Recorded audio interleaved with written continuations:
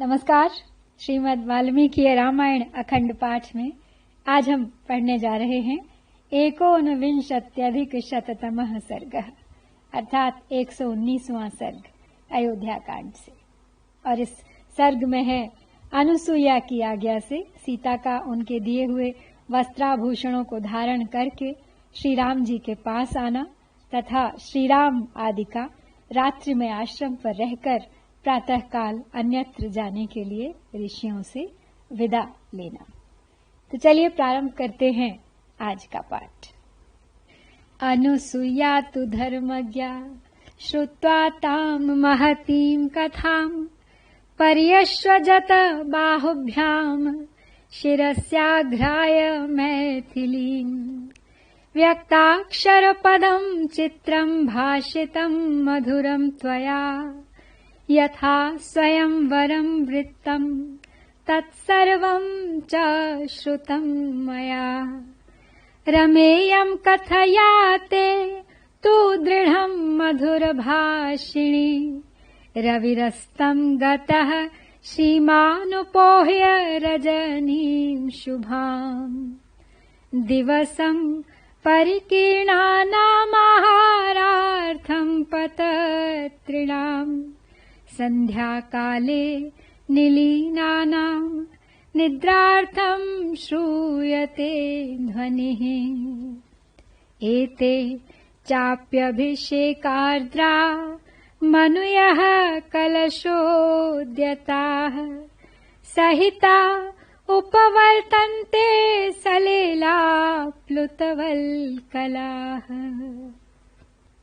धर्म को जानने वाली अनुसुईया ने उस लंबी कथा को सुनकर मिथिलेश कुमारी सीता को अपनी दोनों भुजाओं से अंक में भर लिया और उनका मस्तक सूंघ कर कहा, बेटी, तुमने सुस्पष्ट अक्षर वाले शब्दों में यह विचित्र एवं मधुर प्रसंग सुनाया। तुम्हारा स्वयंवर जिस प्रकार हुआ था वह सब मैंने सुन लिया।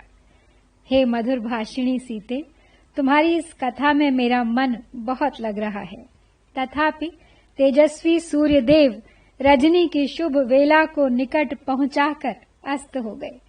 जो दिन में चारा चुगने के लिए चारों ओर छिटके हुए थे, वे पक्षी अब संध्या काल में नींद लेने के लिए अपने घोंसलों में आकर छिप गए हैं। उनकी यह ध्वनि सुनाई दे रही है। ये जल से भीगे हुए वल्कल धारण करने वाले मुनि, जिनके शरीर स्नान के कारण आर्द्र दिखाई देते हैं, जल से भरे कलश उठाए एक साथ आश्रम की ओर लौट रहे हैं। अग्निहोत्रे च ऋषिणाहुते च विधिपूर्वकम् कपोतांगारुणो धूमो दृश्यते पवनोद्धतः अल्पवर्णा हि तरवो घनीभूता समन्ततः विप्रकृष्टेन्द्रिये देशेन प्रकाशन्ते वै दिशः रजनीचरसत्त्वानि प्रचरन्ति समन्ततः तपोवनमृगाह्येते वेदितीर्थेषु शेरते सम्प्रवृत्ता निशासीते नक्षत्र समलंकृता ज्योत्स्ना प्रावरणश्चन्द्रो दृश्यते अभ्युदितो अम्बरे गम्यतानुजानामि रामस्यानुचरी भव कथयन्त्या हि मधुरं त्वयाहमपि तोषिता। अनुसुईया संध्या काल में सीता से कह रही हैं, आसपास के वातावरण के बारे में उन्हें बताते हुए दिखाते हुए, ये देखो, महर्षि अत्रि ने विधि पूर्वक अग्निहोत्र संबंधी होम कर्म संपन्न कर लिया है। अतः वायु के वेग से ऊपर को उठा हुआ यह कबूतर के कंठ की भांति श्याम वर्ण का धूम दिखाई दे रहा है। अपनी इंद्रियों से दूर देश में चारों ओर जो वृक्ष दिखाई देते हैं, वे थोड़े पत्ते वाले होने पर भी अंधकार से व्याप्त हो घनीभूत हो गए हैं। अतएव दिशाओं का भान नहीं हो रहा है।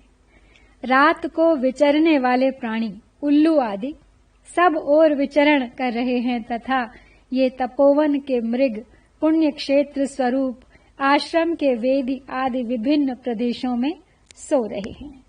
हे सीते, अब रात हो गई है, वह नक्षत्रों से सज गई है। आकाश में चंद्रदेव चांदनी की चादर ओढ़े उदित दिखाई देते हैं। अतः अब जाओ, मैं तुम्हें जाने की आज्ञा देती हूँ। जाकर श्री रामचंद्र जी की सेवा में लग जाओ। तुमने अपनी मीठी मीठी बातों से मुझे भी बहुत संतुष्ट किया है। अलंकुरु च तावत् त्वं प्रत्यक्षं मम मैथिली प्रीतिं जनय मे वत्से दिव्यालंकार शोभिनी। सा तदा समलंकृत्य सीता सुरसुतोपमा प्रणम्य शिरसा पादौ रामं त्वभिमुखी ययौ।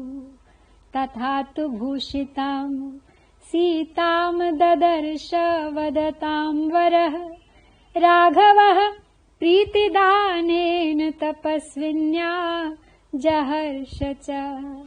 न्यवेदयत् ततः सर्वं सीता रामाय मैथिली प्रीतिदानं तपस्विन्या वसनाभरण सृजाम्। तो सीता को विदा देते हुए अनुसुईया उनसे कहती हैं आगे कि हे बेटी मिथिलेश कुमारी, पहले मेरी आंखों के सामने अपने आप को अलंकृत करो। इन दिव्य वस्त्र और आभूषणों को धारण करके इनसे सुशोभित हो मुझे प्रसन्न करो। यह सुनकर देवकन्या के समान सुंदरी सीता ने उस समय उन वस्त्र आभूषणों से अपना श्रृंगार किया और अनुसुईया के चरणों में सिर झुकाकर प्रणाम करने के अनंतर वे श्री राम के सम्मुख गईं। तो श्री राम ने जब इस प्रकार सीता को वस्त्र और आभूषणों से विभूषित देखा, तब तपस्विनी अनुसुईया के उस प्रेमोपहार के दर्शन से वक्ताओं में श्रेष्ठ श्री रघुनाथ जी को बड़ी प्रसन्नता हुई। उस समय मिथिलेश कुमारी सीता ने तपस्विनी अनुसुईया के हाथ से जिस प्रकार वस्त्र आभूषण और हार आदि का प्रेमोपहार प्राप्त किया था, वह सब श्री रामचंद्र जी को कह सुनाया। प्रहृष्टस्त्वभवत् रामो लक्ष्मणश्च महारथः मैथिल्याः सत्क्रियां दृष्ट्वा मानुषेषु सुदुर्लभाम्।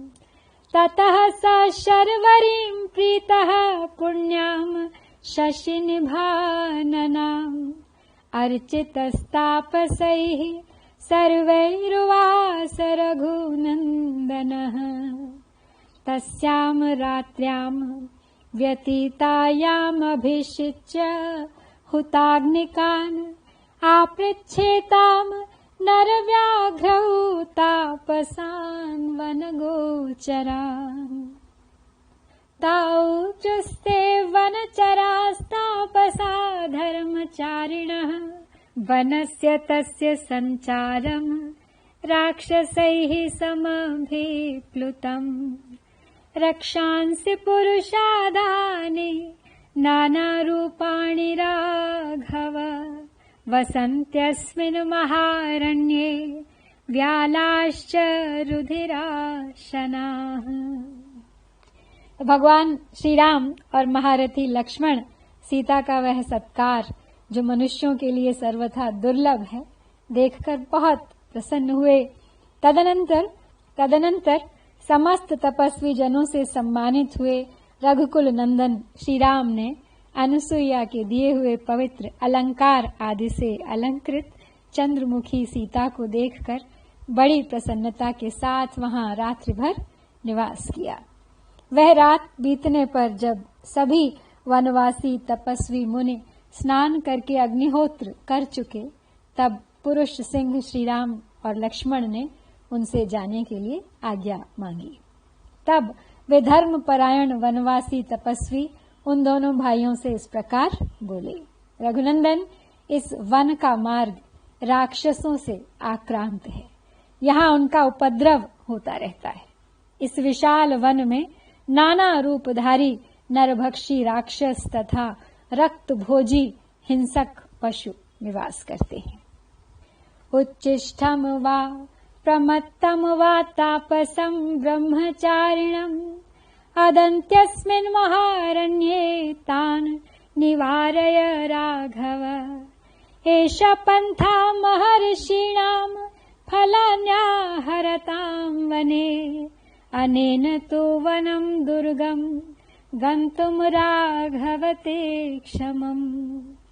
इति ऋतः प्राञ्जलिभिस्तपस्विभिर्द्विजैः कृतस्वस्त्ययनः परन्तपः।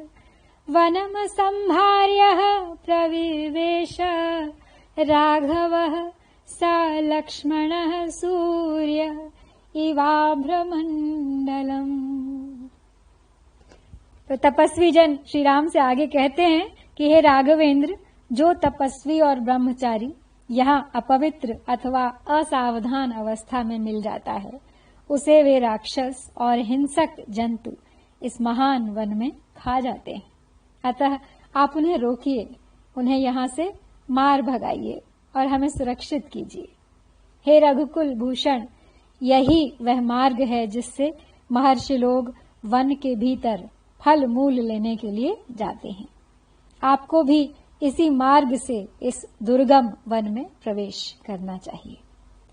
तो तपस्वी ब्राह्मणों ने हाथ जोड़कर जब ऐसी बातें कही और उनकी मंगल यात्रा के लिए स्वस्ति वाचन किया, तब शत्रुओं को संताप देने वाले भगवान श्री राम ने अपनी पत्नी सीता और भाई लक्ष्मण के साथ उस वन में प्रवेश किया, मानो सूर्य देव मेघों की घटा के भीतर घुस गए हों।